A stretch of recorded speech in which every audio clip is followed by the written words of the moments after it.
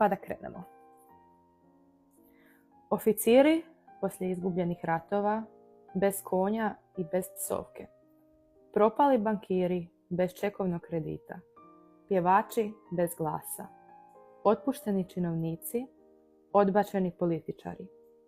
Svi ti sajamski pajci, kao brodolomci na poplavi, plivaju strujom predrasuda u smeće. Zaboravljajući bit svoje ljudske tvari, te su slamnate lutke uvjerene kako je karneval doista tragično svršio, samo zato jer je vjetar odnio njihove klaunske kape. Da se to kojim slučajem dogodilo drugim maskama, bilo bi im smiješno.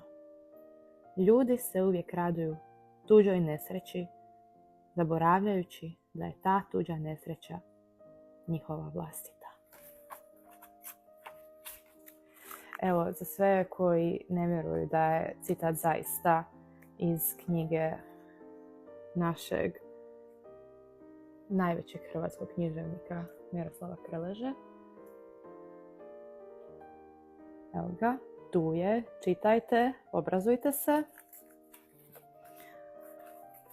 Ali samo kratko i da prokomentiramo što je Miroslav Krleža zaista rekao u ovom citatu.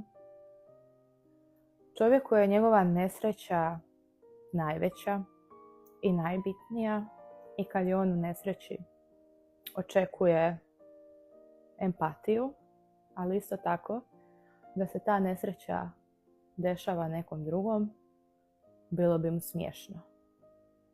I ljudi se raduju tuđoj nesreći danas, ne shvaćajući da ta tuđa nesreća sutra može biti njihova.